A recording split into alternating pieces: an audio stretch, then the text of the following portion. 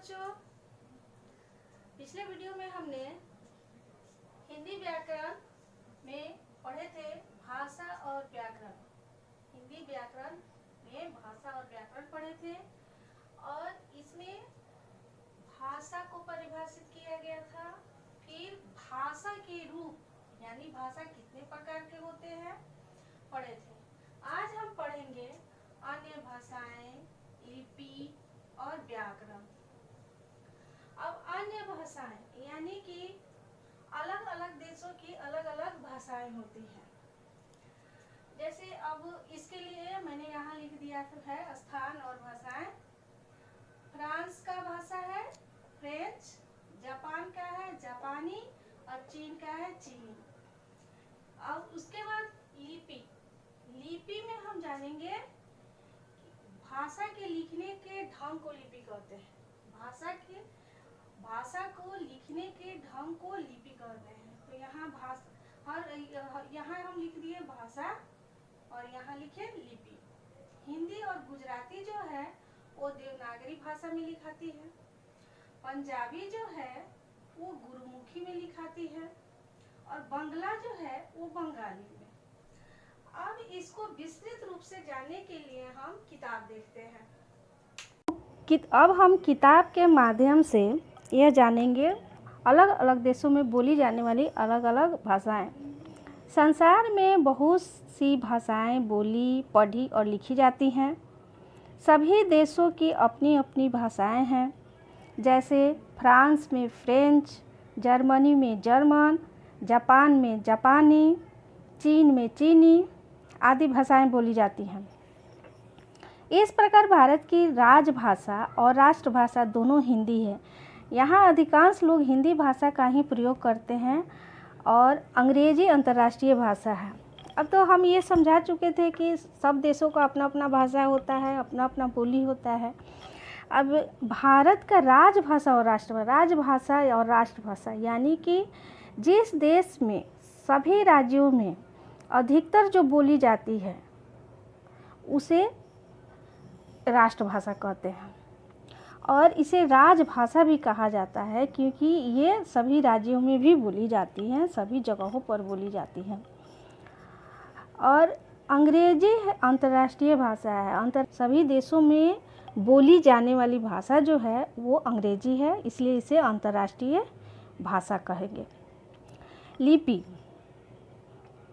भाषा को लिखने के लिए निर्धारित किए गए चिन्हों को लिपि कहा जाता है। हिंदी और गुजराती भाषा देवनागरी लिपि में, पंजाबी भाषा गुरुमुखी लिपि में, अंग्रेजी भाषा रोमन लिपि में, बांग्ला भाषा बंगाली लिपि में तथा उर्दू भाषा फारसी लिपि में लिखी जाती है। अब है व्याकरण। व्याकरण क्या है? भाषा को शुद्ध रूप में लिखना, बोलना और पढ़ना सिखाने वाला शास्त्र व्याकरण कहलाता है। यहाँ देखेंगे चित्र के माध्यम से नेताजी भाषण दे रहे हैं, साइना नेहवाल खेल रही है। यहाँ दिया हुआ है खेल रहा है यानी अशुद्ध दिया हुआ है। मेरे को अपनी माँ के साथ जाना है, ये भी गलत दिया है, मुझे अपनी माँ के साथ जाना है। ऊपर दिए गए तीनों वाक्य गलत हैं।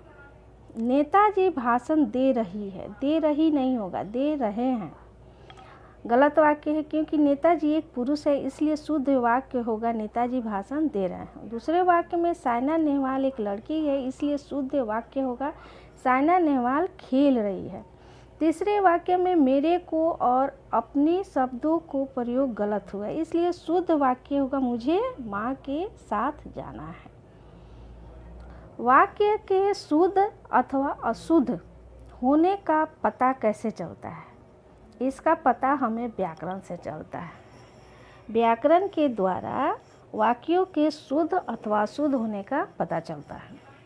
हर भाषा को सही ढंग से बोलने तथा लिखने के कुछ नियम होते हैं। इन नियमों से हम हर भाषा को शुद्ध रूप में लिखना, पढ़ना तथा बोलना सीखते हैं। ये नियम एक क्रम में होते हैं। नियमों का यही क्रम व्याकरण कहलाता है। यानी भाषा को शुद्ध रूप में लिखना, पढ़ना, बोलना सीखते हैं, जिससे यह एक नियम से बंधा हुआ होता है और यही नियम व्याकरण कहलाता है। भाषा के शुद्ध रूप का ज्ञान कराने वाला शास्त्र व्याकरण कहलाता है। सबसे अच्छा तरीका है, यहाँ बहुत सुंदर वाक्य में लिखा हुआ है, भाषा के शुद्ध रूप का ज्ञान कराने वाला शास्त्र व्याकरण कहलाता है। अब हम सारांश जानेंगे। अपने मन की बात दूसरों तक पहुंचाने तथा दूसरों के मन की बात समझने का साधन भाषा कहलाता है। भाषा के दो रूप होते हैं, मौखिक और लिखित। भाषा की राजभाषा था राष्ट्रभाषा हिंदी है। अंग्रेजी को अंतर्राष्ट्रीय भाषा का दर्जा मिला है। किसी भाषा को लिखने के लिए निर्धारित किए गए नियम उसकी लिपि कहलाती है। हिंदी भाषा की लिपि देवनागरी है। भाषा के शुद्ध रूप का ज्ञान कराने वाला शास्त्र व्याकरण कहलाता है। इसे हम ध्यानपूर्वक पढ़ेंगे और इस सारांश को अपने कॉपी में लिखेंगे और इसे याद करेंगे।